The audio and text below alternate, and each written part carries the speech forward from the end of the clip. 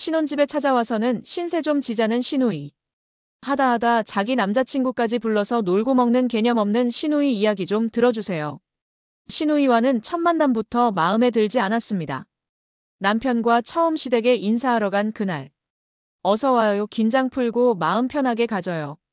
아, 네. 처음 뵙겠습니다. 한지희라고 합니다. 그래요. 재민이 한테 듣던 대로 미인이에요. 아, 여기는 재민이 누나예요. 아, 네, 안녕하세요.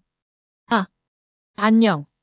처음 보는 그의 누나는 첫 대면에 저한테 반말을 하더군요. 놀라서 쳐다보니 뭘 쳐다보냐는 식으로 절 바라보고 있었습니다. 저는 어이가 없었죠. 부모님을 보나 그 사람을 보나 모두 예의 바른 분들인데 누나는 왜 이럴까 싶었어요. 우리 누나가 좀 생각이 자유로워. 악의는 없으니까 맘 상하지 마. 라며 그 사람이 저를 다독였어요. 식사하는 내내 뭔가 불만이 있는 사람처럼 툴툴대는 누나를 제외하면 첫 인사를 드리는 자리로선 완벽했어요. 그 사람 부모님은 저를 아주 예뻐해 주셨고 덩달아 저도 공손하게 보이려고 노력했거든요. 그 사람의 누나와는 시간이 지나 더 친해지면 달라지겠지라고 생각하며 다음을 기약했지요. 그 사람의 부모님께 인사드리는 일을 시작으로 저희 두 사람의 결혼식 준비는 서두르게 되었어요. 저희 집에선 처음엔 반대하셨지만 그 사람을 인사드리고 결혼에 진심인 걸 보여드리니 더 이상 반대하지 않으셨고 원하던 대로 진행할 수 있었어요.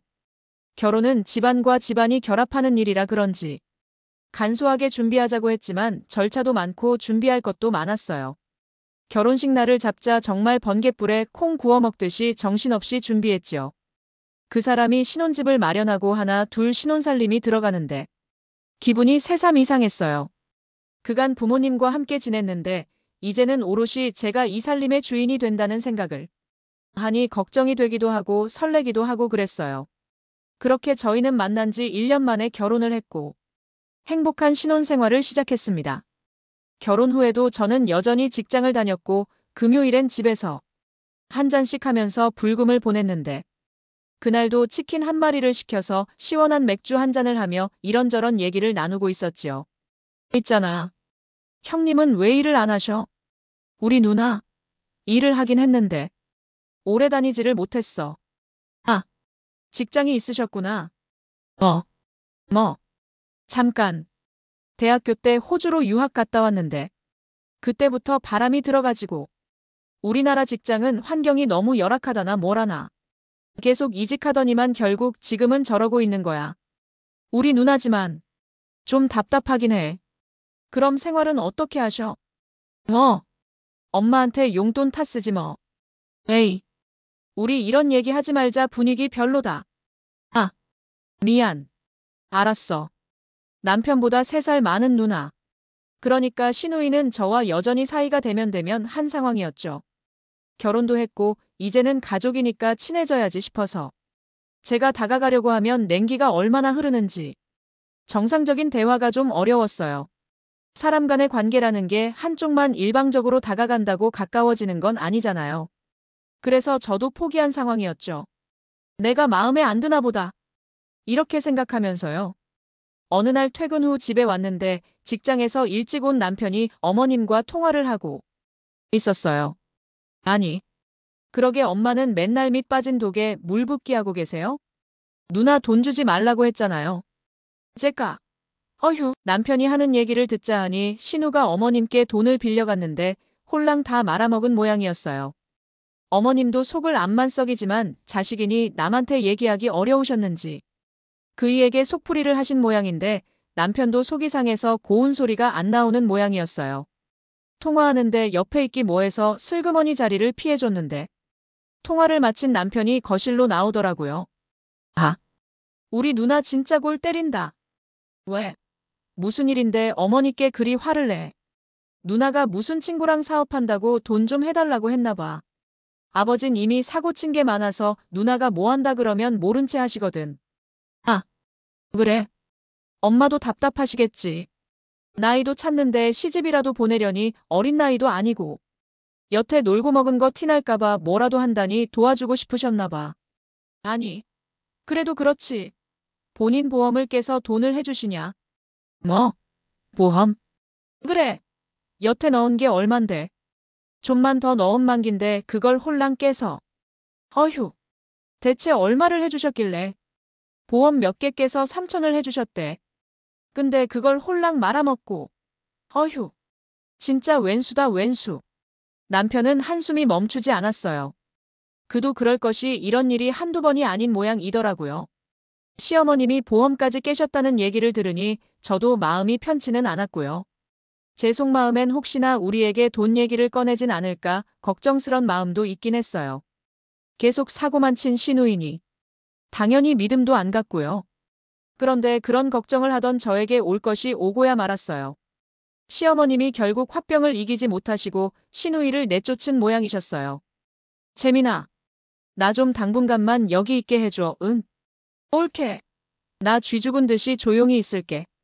응? 나 좀 봐줘. 엄마 집에서 쫓겨났는데 갈 데가 여기밖에 더 있어. 응? 응? 커다란 짐 가방을 들고 저희 집으로 찾아온 시누이. 싫다고도 좋다고도 하지 못하고 애매한 표정의 나 그리고 남편. 거실에 있는 시누이를 뒤로 하고 남편과 저는 안방으로 가서 얘기를 나눴어요. 결혼하고 저희 부부는 한 번도 말다툼을 한 적이 없었어요. 서운하게 있으면 대화로 풀고 서로 불편하지 않도록 조심하기도 했고요. 신혼 때는 부부싸움도 많다고 하던데 저희는 정말 안 싸웠거든요. 알콩달콩 잘 지내고 있는데 그런 생활이 깨질까봐 너무 걱정이 됐어요. 시누이가 어떤 성격인지 잘 알고 있기 때문에 더더욱이요. 어쩔 수 없지 뭐. 당분간만 같이 지내봐요. 어머님도 화가 풀리시면 다시 들어오라고 하시겠지. 정말? 그래도 되겠어? 지희야. 정말 고맙다. 남편이 난처해하는 모습에 그냥 제가 한 발 양보했죠. 시누이도 본인 처지를 알고 조심하겠지 싶었고요. 무엇보다 결혼한 지 얼마 안 된 상황이라 정없이 군다는 소리도 듣고 싶지 않았기에 당분간 제가 참아보기로 했습니다. 재민아. 옳게. 정말 고마워. 나 정말 없는 사람처럼 살게. 약속해. 진짜 고마워. 시누이는 급한 불이 꺼져서 살았다는 표정으로 저희에게 고맙다고 연신 얘기했어요. 저희 생활하는데 불편하지 않도록 조심하겠다고 큰 소리 치더니 그 약속은 하루도 안 돼서 지키지도 않을 말이 되었어요. 퇴근하고 집에 돌아오니 시누이는 작은 방에서 나오지도 않고 진짜 없는 사람처럼 행세하더라고요. 그런데 하루 종일 먹은 것들 정리하지도 않고 식탁에 그대로 두고 설거지는 쌓여 있고 씻고 벗어둔 빨래는 욕실 앞에 그대로 둔 상태. 일터에서 받을 스트레스는 다 받고 온 것 같은데 집에 들어서는 순간 또 다른 스트레스가 시작되고 있었어요.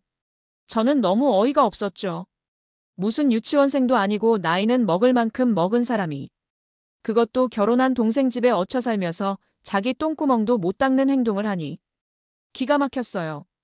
분명 없는 사람 행세한다는 말은 지켰죠.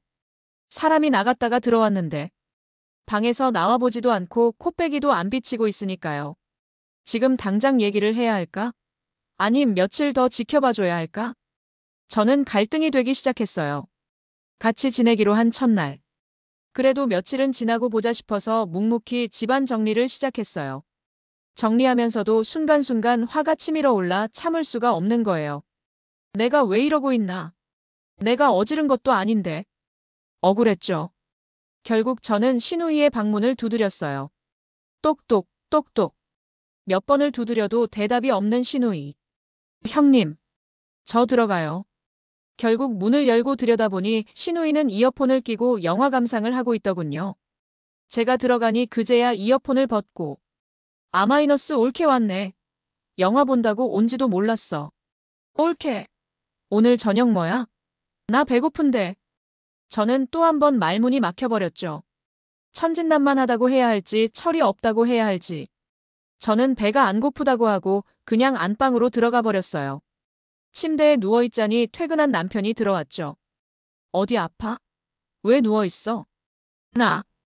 형님이랑 같이 살 수 있을까? 이제 하루 됐는데. 자신 없어. 왜? 무슨 일 있었어? 오늘 퇴근 후 집 상태에 대해 얘기를 해줬어요. 남편은 누나가 집에서 하던 짓을 그대로 한다며 대신 사과를 하더군요. 솔직히 남편이 한 일도 아닌데 그 사람이 사과를 하니 괜히 미안했어요. 속 좁은 사람 된 것 같기도 하고. 이제 겨우 하루 됐는데 뭔가 안 맞는 게 생기면 대화로 풀어나가야지 이렇게 꿍하게 있는 건 아무 도움이 안 된다는 생각이 들었어요. 자기가 미안할 게 뭐 있어. 내가 형님한테 얘기를 해볼게. 형님도 적응할 시간이 필요하시겠지. 그럼 내가 누나한테 얘기해 놓을게. 당신 너무 신경 쓰지 마. 알았지? 저를 눕혀주고 문을 닫고 나가는 그이의 뒷모습에 괜히 눈물이 났습니다.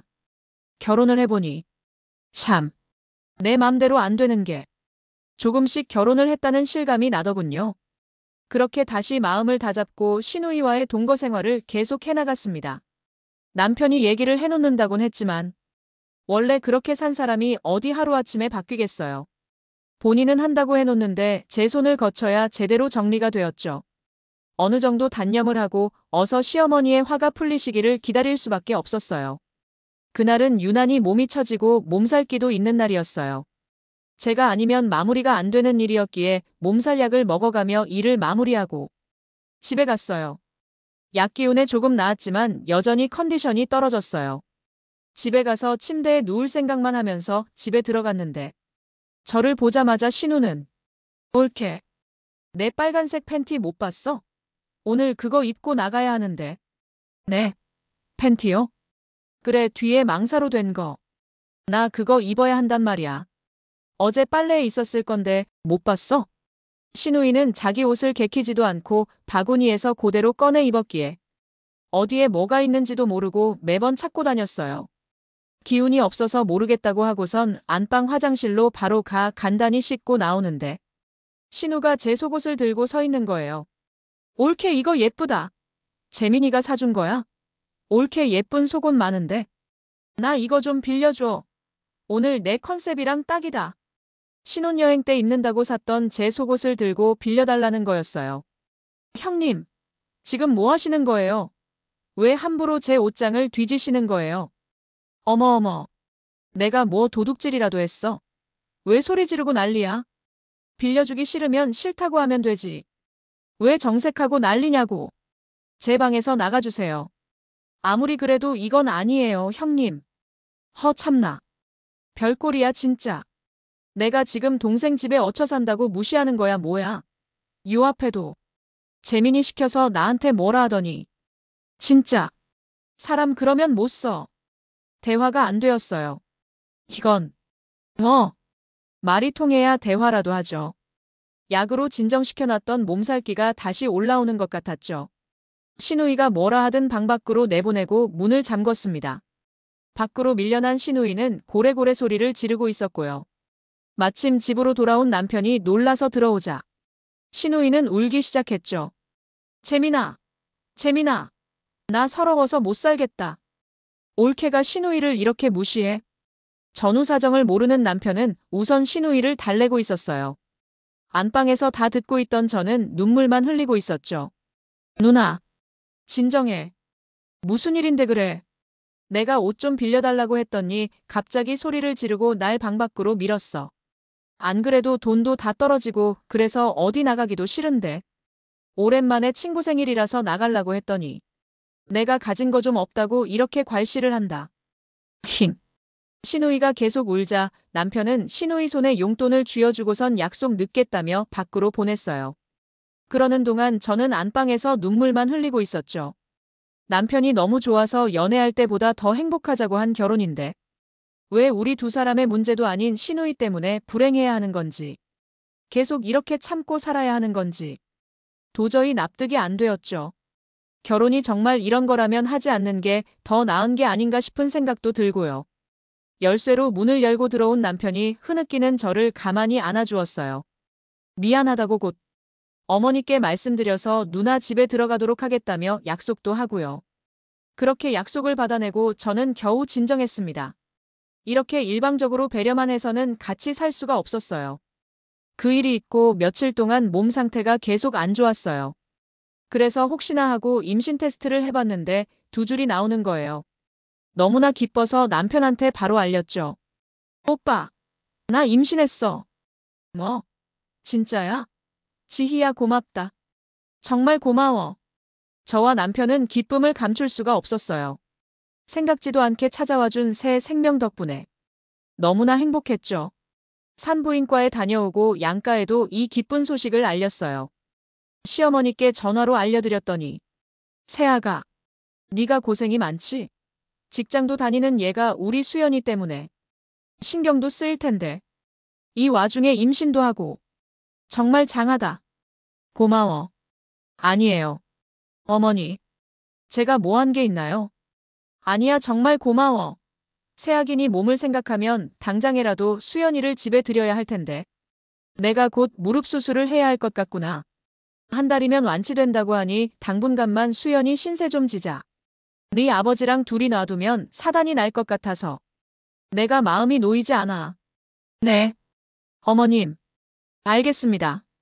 임신을 핑계로 시누이를 시댁으로 보내려고 했는데 무릎 관절 수술을 앞두고 계신 시어머니의 부탁 때문에 저희 집에 더 있어야 할 상황이 되었죠.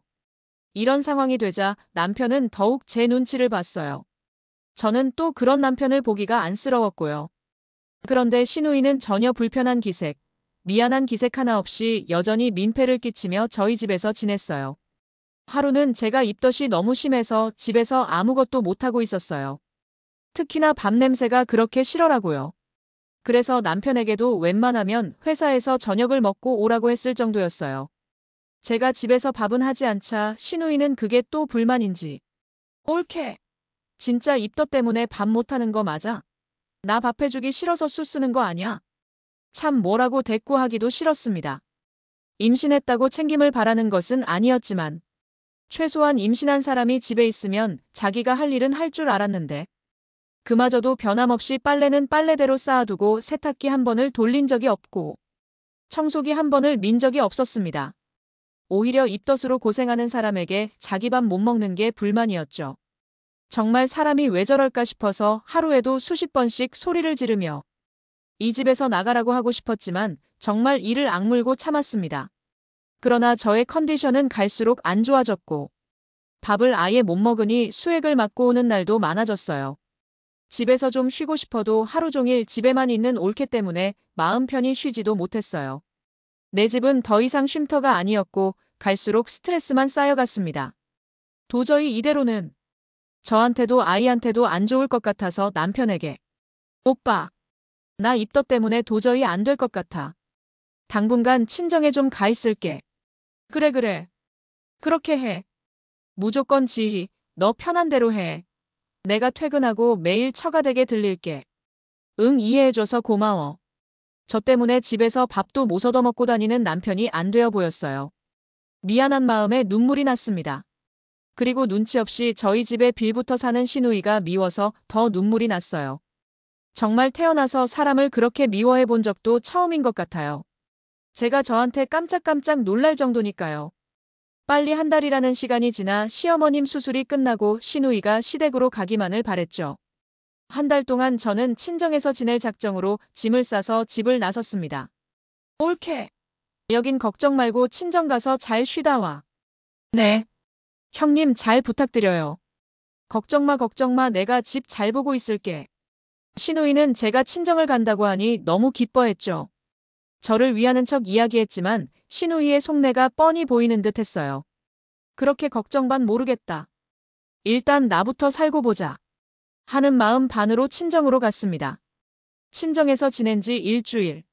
참 신기하게도 친정에서는 그렇게 심하던 입덧도 잦아들고 밥이 그렇게 맛있을 수가 없더군요. 이제 정말 임산부 같다면서 친정엄마도 남편도 좋아했어요. 무엇보다 마음이 너무 편했고요. 친정에서 뒤늦은 태교도 했어요. 남편은 회사 퇴근하면 바로 친정으로 와서 같이 밥을 먹고 저와 시간을 보내다가 저녁 9시나 10시나 되어서 돌아갔고 어떤 날은 친정집에서 자고 가는 날도 많았죠. 오히려 친정집 제가 쓰던 방이 신혼집 같은 느낌이었어요.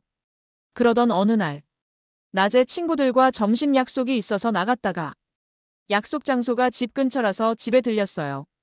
집 안에 들어가자마자 저는 정말 경악을 했습니다. 주방이며 거실에는 배달음식 남은 것들과 쓰레기, 그리고 소주병들도 굴러다녔죠. 정말 기함하는 줄 알았습니다. 입에서 욕이 절로 나왔습니다. 환기를 얼마나 안 시킨 건지 집안에는 온갖 쾌쾌한 냄새들로 가득했고 정말 화가 머리끝까지 올라왔어요. 노크도 없이 시누이가 있는 방에 방문을 벌컥 열었습니다. 해가 중천에 떴는데 시누이는 쿨쿨 자고 있더군요. 전날 술을 얼마나 먹은 건지 방문을 열자마자 술 냄새가 진동을 했습니다. 정말 너무 화딱질이 나서 저는 소리를 버럭하고 질러버렸어요. 형님, 형님 일어나 보세요. 아흠. 뭐야. 형님 지금 잠이 오세요? 집이 이게 뭐예요? 아이씨. 집이 뭐.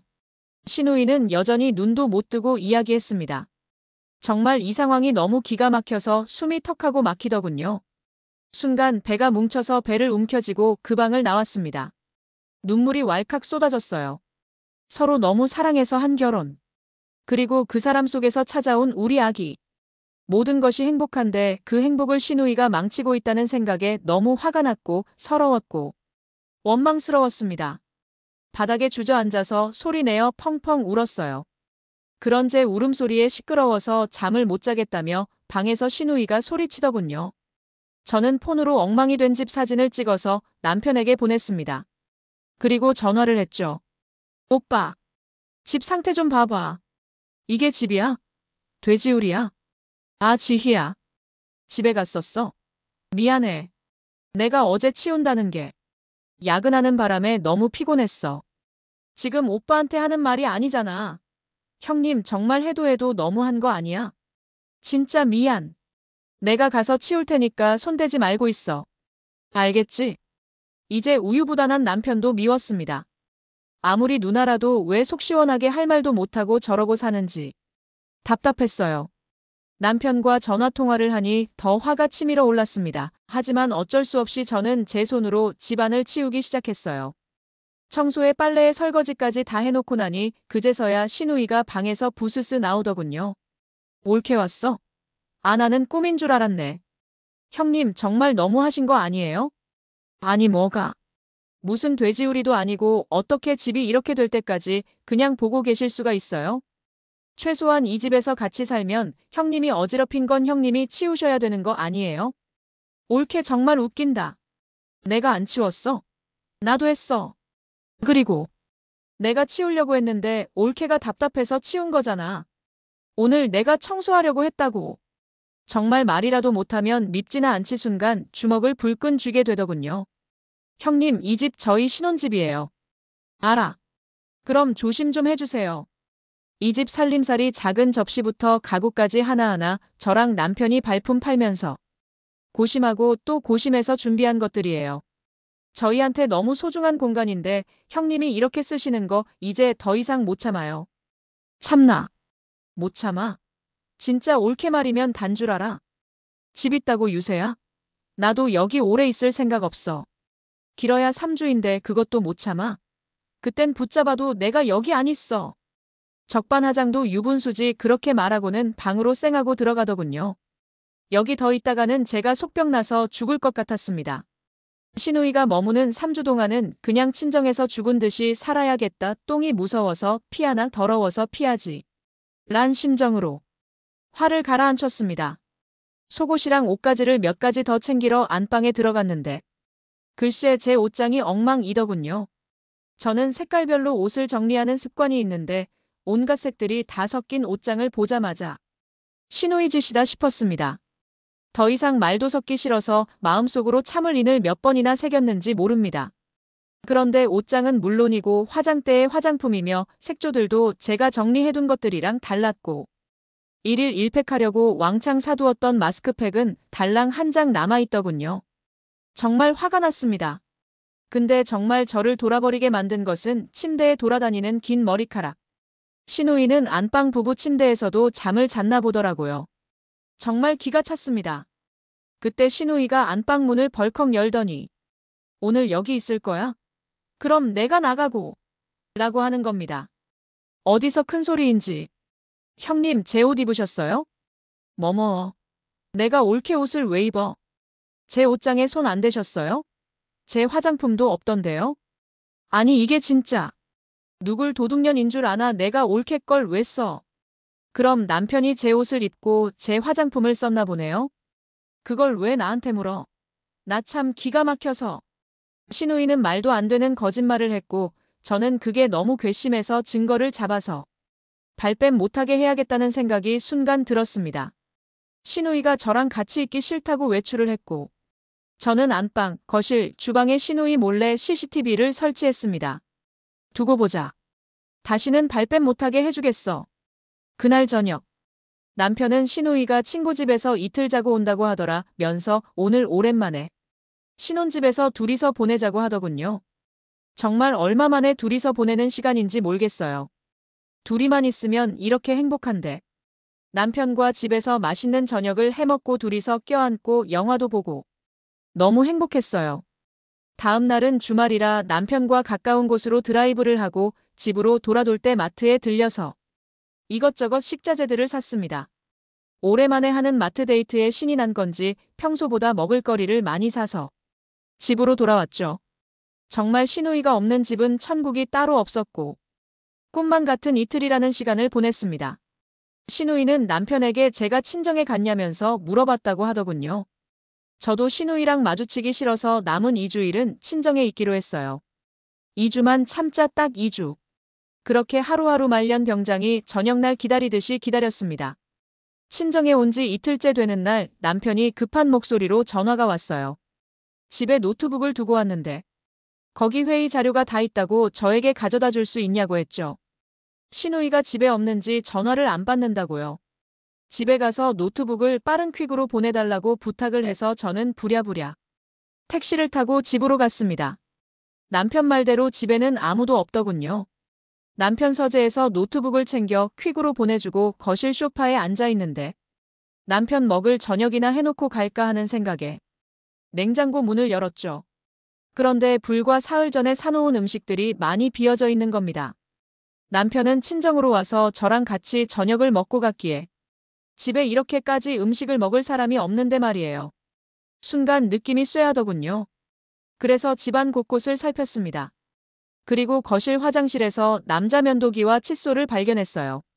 남편은 안방 화장실만 사용하는데 이게 여기 왜 있지 싶은 것이 촉이 오더군요.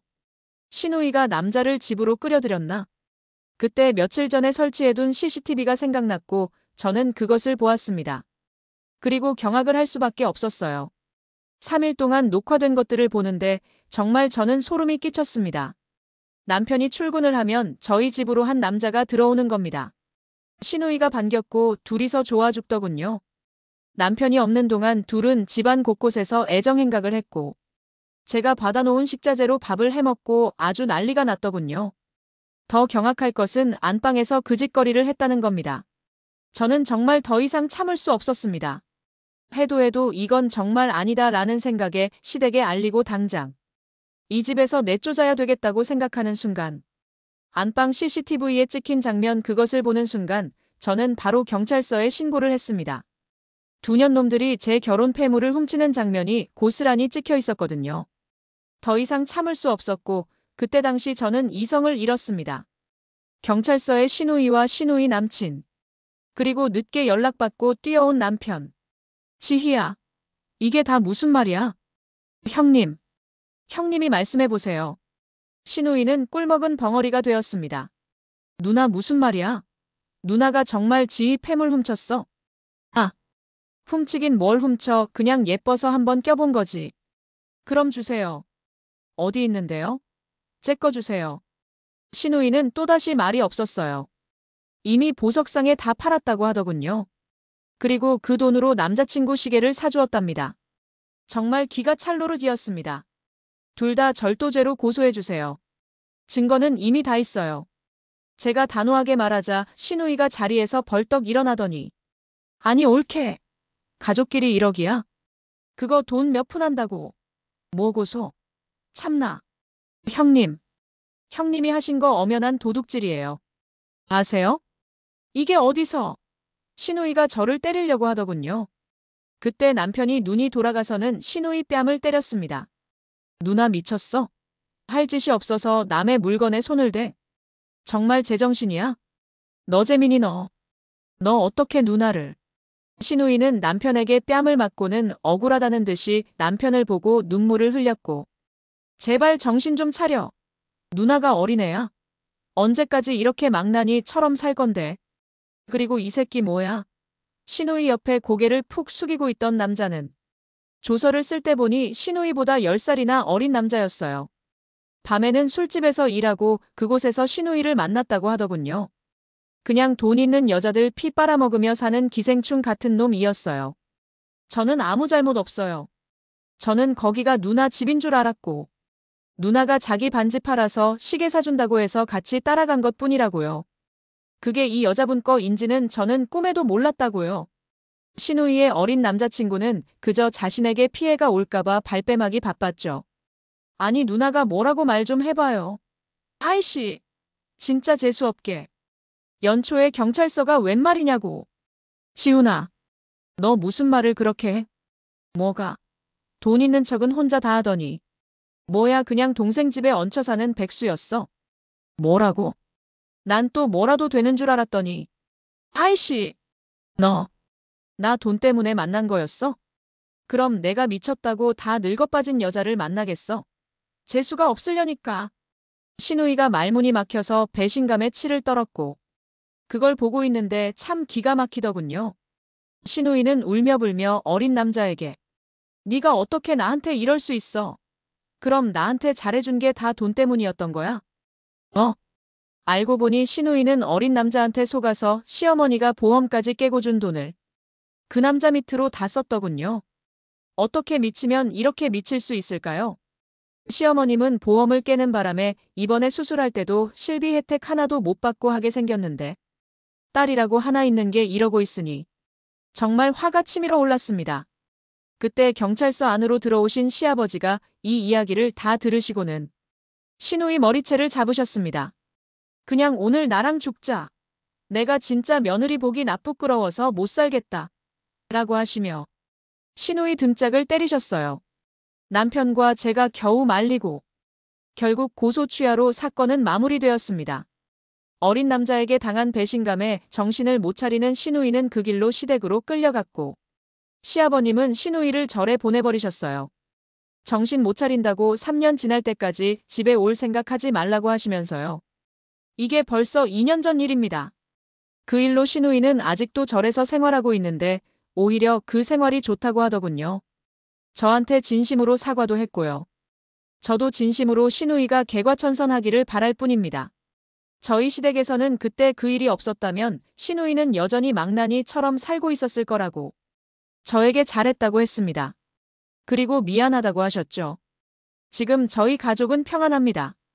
내일은 신우이를 보러 절에 가는 날인데 갈 때마다 얼굴빛이 좋아져 있는 신우이를 보면 저도 이제는 기분이 좋아요. 우리 아이도 고모를 무척이나 좋아하고요. 제가 임신했을 때 많이 미워했던 신우이였는데 우리 아들은 고모가 제일 좋다고 엄지손가락을 세웁니다. 참 다행이지요. 지난 일들은 다 잊고 이제 정말 행복합니다. 이제 그때 일을 생각하며 다 같이 웃고 넘깁니다. 저의 두서없는 긴 사연 들어주셔서 감사드리고 오늘 의 사연이 좋으셨다면 구독과 좋아요를 눌러주세요.